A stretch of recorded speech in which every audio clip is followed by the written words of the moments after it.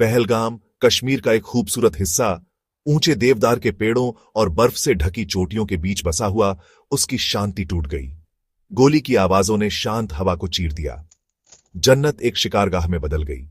बात है 22 अप्रैल 2025 की। आतंकवादी घाटी में उतरे।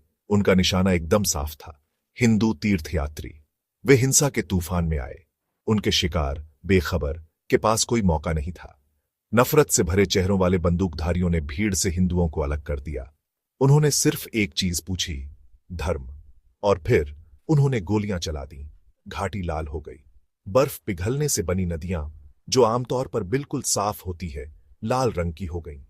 हवा, जो कभी देवदार और जंगली फूलों से महकती थी, अब बारूद और मौत की बदबू से भर गई थी। उस दिन 26 जानें बेरहमी से खामोश कर दी गई। उनका कसूर क्या था? उनका धर्म। पहलगाम, जो कभी एक सुरक्षित जगह थी, अब कश्मीर में बढ़ती हिंसा का एक गंभीर उदाहरण बन गया है। पहाड़ों की खामोशी एक खौफनाक दावे से टूट गई। लश्कर-ए-तैयबा से निकला एक आतंकवादी समूह, द रेजिस्टेंस फ्रंट (TRF) ने जिम्मेदारी ली। उनका बयान जहर से भरा, बाहरी लोगों के खिलाफ असंतोष की बात करता था। उन्होंने कश्मीर को उन लोगों के लिए कब्रिस्तान बनाने की कसम खाई जो उनकी जमीन पर बसने की हिम्मत करते हैं। TRF, एक गुप्त संगठन, हाल के वर्षों में और ज्यादा ताकतवर हो गया है। उनके हमले, जो लगातार बढ़ रहे हैं, पूरे क्षेत्र में दहशत फैला देते हैं।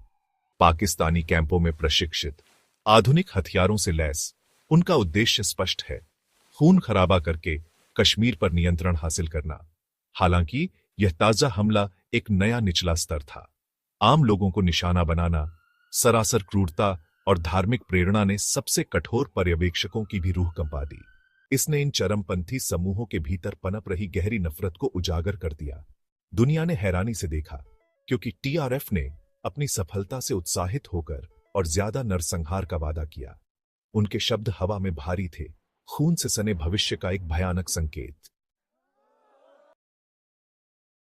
भारत गुस्से में फट पड़ा। पहलगाम नरसंहार ने गुस्से और दुख की आग लगा दी। प्रधानमंत्री मोदी ने भावुक आवाज में राष्ट्र को संबोधित किया। उन्होंने हमले की निंदा की। उनके शब्द एक अरब लोगों के सामूहिक दर्द को प्रतिध्वनित करते थे। उन्होंने दृढ़ निश्चय से कहा, कायरता का यह कृत्य बिना सजा के नहीं जाएगा। हम इन आतंकवादियों का शिकार करेंगे और उन्हें सजा दिलाएंगे। दुहक और आक्रोश में एकजुट राष्ट्र ने तेजी से बदला लेने की मांग की। भारत ने पाकिस्तान पर उंगली उठाई, उन पर आतंकवादियों को पनाह देने और उनका समर्थन करने का आरोप लगाया। राजनयिक संबंध तोड़ दिए गए, व्यापारिक संबंधों को रोक दिया गया। सिंधु जल संधि, जो दशकों से सहयोग का प्रतीक थी, अधर में लटक गई। संदेश स्पष्ट था, भारत हद तक पहुंच गया था, अब पाकिस्तान के छल को बर्दाश्त करने को तैयार नहीं था। अब खुलकर लड़ाई होगी। पाकिस्तान ने एक परिचित राग अलापा, इनकार। उन्होंने हमले की निंदा की, लेकिन उनके शब्द खोखले लगे। उन्होंने भारत के आरोपों को सिरे से खारिज कर दिया, उन्हें निराधार और उत्तेजक बताया। उनके विदेश मंत्री ने गुस्से से कहा, पाकिस्तान का इस त्रासदी में कोई हाथ नहीं है, हम खुद आतंकवाद के शिकार हैं। हालांकि उनके शब्दों ने अंतर्राष्ट्रीय समुदाय के संदेह को कम करने के लिए बहुत कम किया। अंतर्राष्ट्रीय दबाव का सामना करते हुए पाकिस्तान ने कई जवाबी कदम उठाए। उन्होंने भारतीय राजनयिकों को निष्कासित कर दिया, व्यापार बंद कर दिया और भारतीय विमानों के लिए अपना हवाई क्षेत्र बंद कर दिया। नियंत्रण रेखा LOC, जो पहले से ही एक बारूद का ढेर थी, तनाव से भर गई। एक खतरनाक वृद्धि का मंच तैयार हो गया था। 2 परमाणु संपन्न पड़ोसी, दशकों से एक घातक आलिंगन में बंद, एक ऐसे संघर्ष के कगार पर खड़े थे जिसे कोई भी बर्दाश्त नहीं कर सकता था। भाग 5। दुनिया निंदा करती है, आक्रोश की गूंज और संयम की अपील।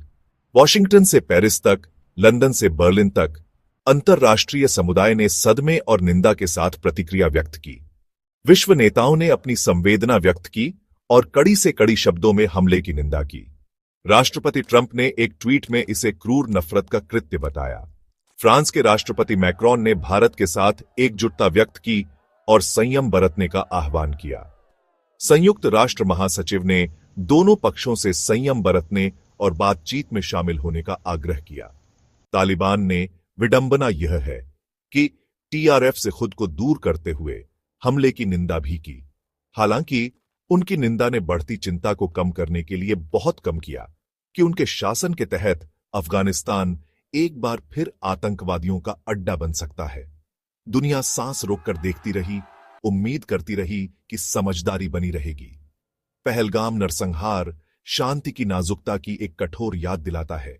एक बार फिर कश्मीर संघर्ष को वैश्विक चिंता के फोरफ्रंट पर लाया था। कश्मीर संघर्ष अक्सर एक तोड़े मरोड़े गए बयान से घिरा रहता है। वर्षों से विभिन्न पक्षों ने परस्पर विरोधी कहानियां प्रस्तुत की हैं। प्रत्येक का अपना एजेंडा है। इससे गलत सूचना और अर्ध सत्य का एक जटिल जाल बन गया है। संघर्ष के पीछे की असली कहानी को उजागर करने के लिए इन बयानों को छानना महत्वपूर्ण है। इस उथल पुथल के बीच जीवन रक्षा और क्षति की अनगिनत कहानियां हैं। परिवार बिखर गए, जीवन बाधित हो गया और सपने टूट गए। फिर भी कश्मीरी लोगों का लचीलापन चमकता है। वे विपरीत परिस्थितियों के बावजूद आशा को थामे रहते हैं और बेहतर भविष्य के लिए प्रयास करते रहते हैं।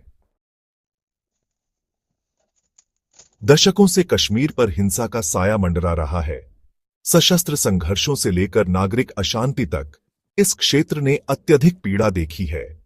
हिंसा के निशान गहरे हैं जो पीढ़ियों को प्रभावित करते हैं और लोगों के मानस पर एक स्थायी प्रभाव छोड़ते हैं। कश्मीर का भविष्य अनिश्चित बना हुआ है। राजनीतिक अस्थिरता, आर्थिक चुनौतियां और सामाजिक अशांति इस क्षेत्र को लगातार परेशान करती रहती है। जैसे जैसे दुनिया देखती है, कश्मीर के लोग एक ऐसे समाधान की उम्मीद करते हैं जो उनकी मातृभूमि में स्थायी शांति और समृद्धि लाए।